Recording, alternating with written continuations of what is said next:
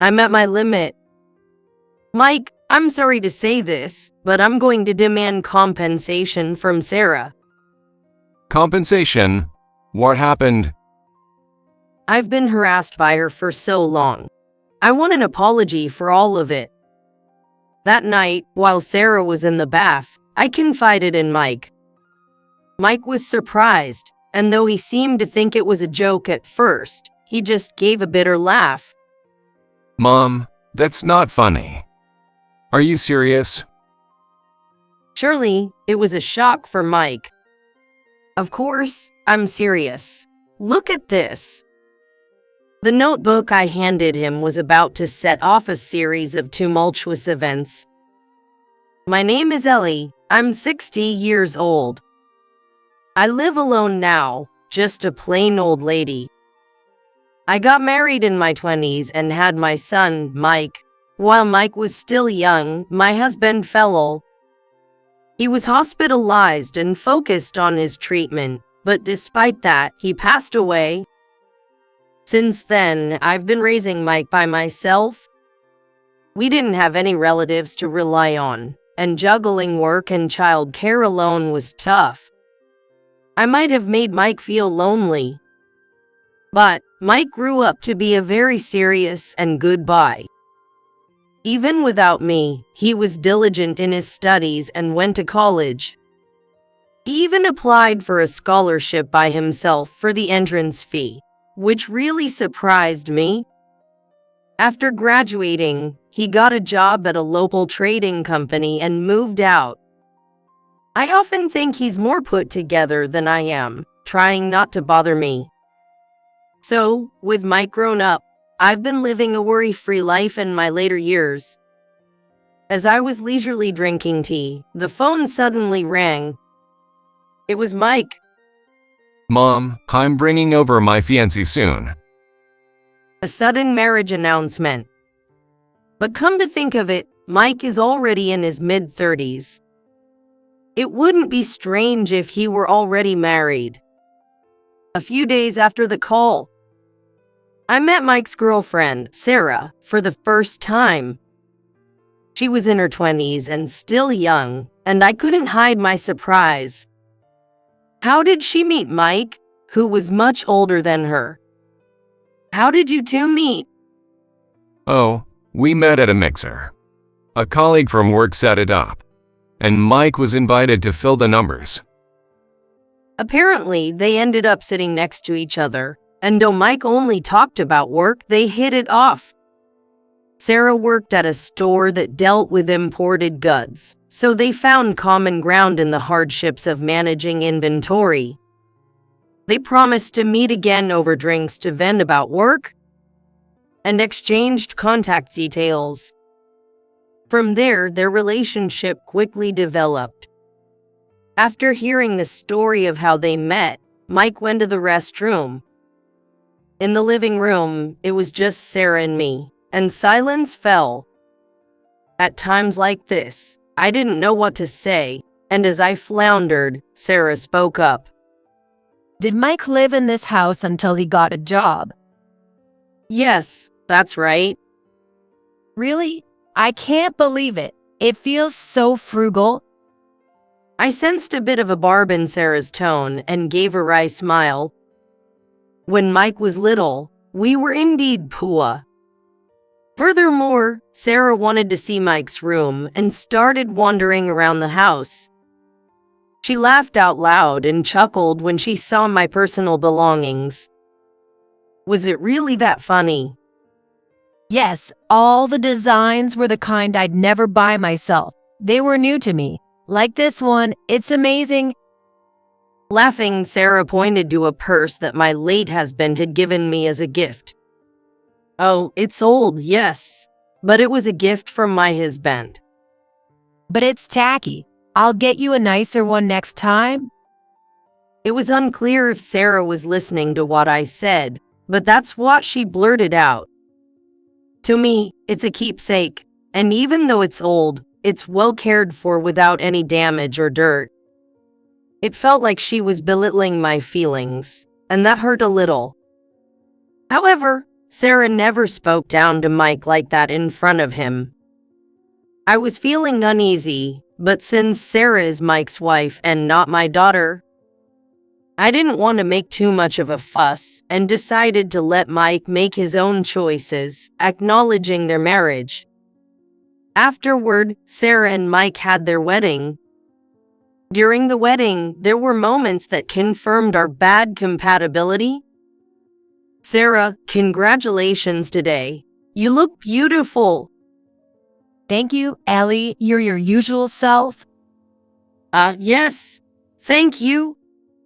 When I replied that way, Sarah laughed unpleasantly.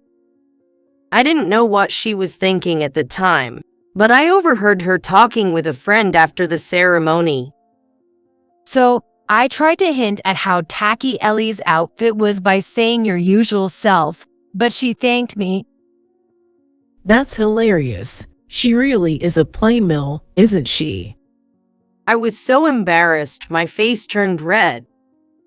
Even though it was a rental, I was wearing a proper branded dress. I had intentionally chosen a plain design so as not to outshine the bride, and I hadn't expected my consideration to be mocked. Indeed, I didn't want to have much to do with Sarah and her crowd. Since the wedding, I haven't had much contact with Sarah. Fortunately, there are no signs of children, and all is peaceful. But suddenly, the time came when I had to interact with Sarah again. Out of the blue, Mike suggested that we live together. Sarah was reluctant, but Mike seemed worried about me living alone. I was happy to live with my son. I knew he was concerned about my mobility. In fact, I had recently tripped on the stairs while shopping and twisted my ankle, causing severe pain. I'm still limping, but I can walk. You don't need to worry so much. It'll heal in time. No, I'm still worried. Sarah, you understand, right? Yeah. Mike insisted, and finally, Sarah relented. This is how the not-so-compatible Mill and DIL ended up living together. Mike works long hours, leaving early in the morning and returning late at night. During the day, it's just Sarah and me. I was tense and on guard, but Sarah didn't do anything. Rather, she goes out every day dressed flamboyantly with heavy makeup. Could it be that she married my son for his money and is having an affair? I try desperately to dismiss such thoughts, but the doubts persist. It's fortunate that I don't have to see Sarah's face much, but she ignores my mobility issues, and I end up doing all the household chores. There's a lot of laundry, and even when I ask for help, she says she's too busy. Busy, though she doesn't work and is always on her smartphone. Eventually, I couldn't stand it anymore and confronted Sarah. Are you actually saving any money with all this going out every day? What's with this sudden question? I'm saving more than you, Ellie, so don't worry. We just don't share the same taste. You're too frugal for me. Her comment, looking down on me as if I were poor, was infuriating. How disrespectful to say such a thing to someone older. All right, changing the subject, though, I'd like you to help out a bit more with the housework. I thought it'd be better to let you do things your way. Despite her pretense of consideration, Sarah said this brazenly. I was about to yell at her to stop lying, but clenched my fist and held back. My leg still hurts, so I could really use some help. Perhaps worried that Mike would hear about it and get upset, Sarah started to help a little with the chores. But this was when her harassment began. She would make dinner, only to put extra spicy seasoning just in my portion, or she'd turn off the water heater while I was bathing. Sarah claimed these were just accidents, but I'm sure they were intentional. And when I thought she was cleaning, she would use my clothes as cleaning rags. She would hang the laundry out again after I brought it in because of rain, getting everything soaking wet. There were countless such annoyances every day, too many to confront her about. Then something unforgivable happened. Sarah had sold my late husband's pocket watch on an online auction. I had noticed her sneaking around. When she went to the restroom, I peeked into her room. There it was, my husband's watch inside a cardboard box. The shipping label was addressed to an online auction site. She was using unfamiliar boxes and packing tape. What was she thinking, selling someone else's belongings? As I stared in disbelief at the cardboard box, Sarah returned. Ellie, what are you doing? Sarah, what is this all about? What do you mean? I was just about to sell this watch. This was my husband's. Why would you sell it without asking? As I confronted her, Sarah made a face of displeasure. It was just a mistake. I was cleaning and found a dusty watch, and I thought it was junk. That's a lie. There's no way. This watch was kept in a display case, which I clean regularly. I lost my temper and shouted, "Don't joke around." Then Sarah, unapologetic and laughing, said, Oh, scary. Please stop being hysterical. "What? You're not struggling financially thanks to your son. Complaining about something like this seems pretty petty, doesn't it? Gratitude, showing no remorse at all, was too much for me. Don't touch anything in this room. Don't even come in." With that, I left, and the mood between Sarah and me soured even more. Then, Sarah stopped doing anything for me, not dinner or laundry. I thought about discussing it with Mike, but he's serious and comes home tired from work every day. Complaining about his wife and mother quarreling over petty harassment would just upset him. Maybe it's better I just prepare my own meals so I can eat properly. I endured Sarah's harassment and just tried to get through it. But her harassment escalated. She would deliberately place objects in the hallway where I'd walk, knowing my leg was bad. She only did this during the day. Everything was cleared up by the time Mike returned home.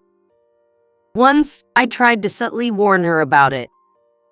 "Sarah, I'm sorry, but my leg is bad, and it's difficult for me when you leave things in the hallway." If you keep saying that, it will never get better. It's good practice for walking. Sarah said this with a laugh. Perhaps upset by being called out, the next day there were even more objects blocking the way. It seems she also believes I wouldn't notice, but it appears she's been stealing money from my wallet. Initially, I thought she was just moving my purse around. But the thefts were so frequent that I realized it when I went shopping and found less money in it. I don't know when she started or how much Sarah has taken. It's my own home, and yet I've come to feel I can't let my guard down. Sarah's harassment isn't confined to the house. She's started spreading bad things about me to acquaintances in the neighborhood. She goes around saying completely untrue things, like the disliked Mill is the one harassing. My close friends don't believe it and they tell me about it, but casual acquaintances might. I was at my wit's end, and as Sarah started taking more money from the wallet, I couldn't stand it any longer. I've reached my limit. That night, while Sarah was in the bath, I took the opportunity to speak to Mike. "Mike, I'm sorry, but I have to demand compensation from Sarah." Compensation? What happened? "I've been harassed by her. I want her to apologize for everything." Mike was surprised, though he seemed to think it was a joke and chuckled. Mom, That's not funny. Are you serious? Indeed, it must have been shocking for Mike. I'm serious. Look at this. I brought out a notebook and opened it in front of Mike. This notebook contains detailed records of the harassment from Sarah, starting with the very first overly spicy meal. I had been keeping records, and before I knew it, they spanned 6 months. I was surprised myself to see how long the harassment had been going on. As I flipped through the notebook, Mike's expression changed. Is this really? Mike held his head in his hands. But the entries included detailed dates and times, making it clear that I wasn't just making things up. I want compensation, and if you agree, I think it's best if you divorce Sarah. Just then, Sarah came out of the bath. As she was heading to her room, Mike stopped her. Sarah, we need to talk. What's up? Sarah approached and noticed the notebook on the table. Mike handed her the notebook, and her face turned sour as she read. Mom says you've been harassing her this much. Is that true? That's a lie. Don't you trust me? But With all these details, you still plan to deny it. This notebook alone isn't proof. Sarah said with a smirk. Mike wasn't sure who to believe. But I had anticipated that Sarah would deny everything. I showed them a camera I had set up in my room. Recently, I had placed it near my purse. The video showed Sarah repeatedly taking money from my wallet. I hadn't told Mike about the stolen money yet, but it seems he believed me because of the camera. even stealing money. Sarah, why would you do something like this? It's not a big deal. I just found you annoying. Annoying? What did Mom even do to you? You're just too poor for my taste. I'm sorry, but taking care of a mill like you is the last thing I want. Sarah finally showed her true colors even in front of Mike. Mike was left speechless and shaking with shock. Anyway, this is theft. It's a crime. If you can't apologize properly, I'll have to report this to the police. Laughing as if it was funny, Sarah chuckled. Going to the police over a few $1,000s? You really are a poor person, so petty. Mike was furious at her response. Enough is enough. Perhaps it was the first time Mike had yelled at her, as Sarah visibly flinched. Sarah, just because we're from a single mother household, you've been looking down on me all this time. No, I wasn't looking down on you, Mike. Mike shook his head at Sarah's words and began to reveal a truth unknown to her. Actually, I used to run a company. It was the precursor to the trading company Mike works for. When my husband was hospitalized, I sold the company to another trading firm to pay for his treatment. It was tough to take care of him and raise a child at the same time back then. And after my husband's death, I inherited several properties from him and still earn passive income from them. Sarah looked shocked, probably thinking I was just a pension-receiving old lady living alone, a burden to Mike. Mike continued. All of Mike's tuition and our wedding expenses were properly covered by me. The wedding, which became expensive due to Sarah's demands, happened thanks to me. I provided 3 times the amount Mike had saved. Using a scholarship was just Mike's way of being considerate, and this house was never impoverished. Now, although Mike's salary exceeds my income, I still hold assets that are comparable to those of an average salaried worker. What? I didn't know that. Even if you didn't know, what you did was despicable. Cutting off Sarah's excuses, Mike turned back to me. Mom, I'm sorry I didn't notice what you were going through. I was foolish to make you endure this. It's okay, Mike. It's not your fault. Don't apologize. Mike then presented Sarah with two choices. One was to use the surveillance footage as evidence and report her to the police. The other was to acknowledge the harassment she did to me and retract the lies she spread around the neighborhood. Which will it be? Decide now. Of course, Sarah chose the latter. I apologize. I was wrong. Please forgive me. Just please, no police. She probably didn't realize the severity of her actions until now. Her face pale, she cried and apologized to me. I'm sorry. Please forgive me. I can't just forgive you right away. Show me through your actions. I sternly told her, and Sarah hung her head. Since then, she's been correcting her lies to our neighbors, trying to improve my image. Honestly, even if Sarah apologizes meekly, it won't immediately fix my impression. Maybe they'll think she's being forced to lie by a wicked wife. Even so, if Sarah is truly remorseful, this is the best way. While I felt somewhat vindicated, Mike apparently isn't ready to let this go.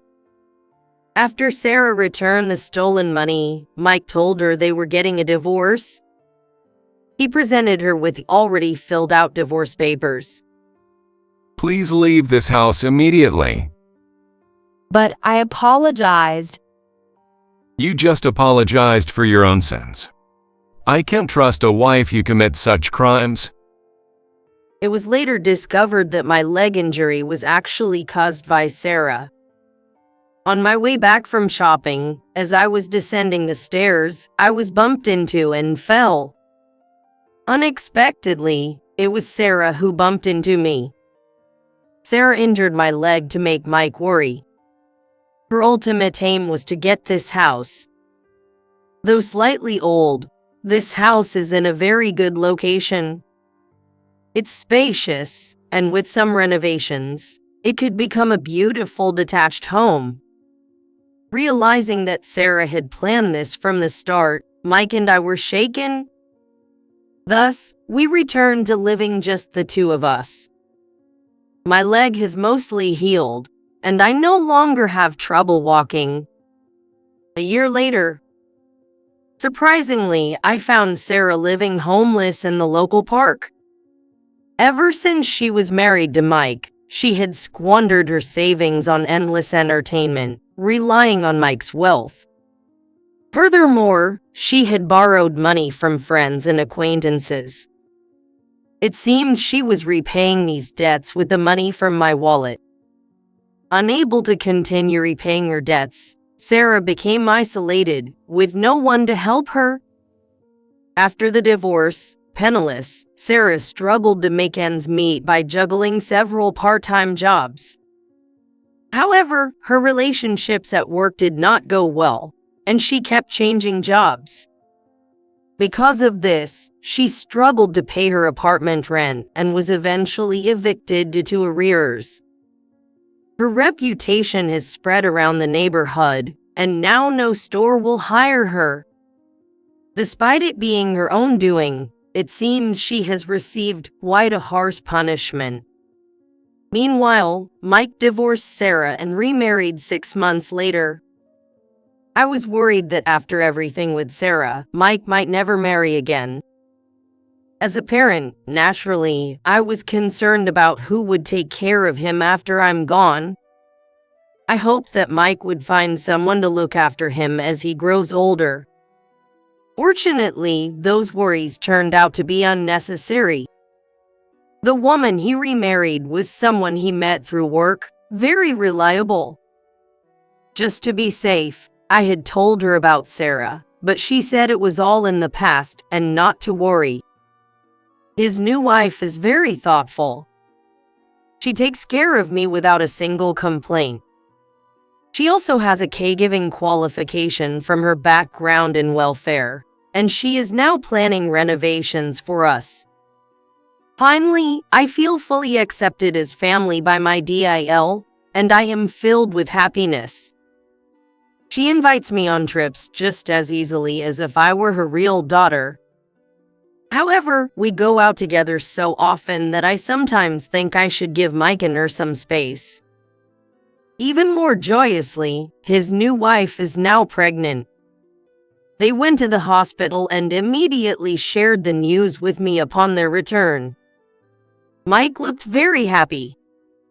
Living together day by day with my first grandchild and a family of 4. I find myself dreaming of such a joyful future.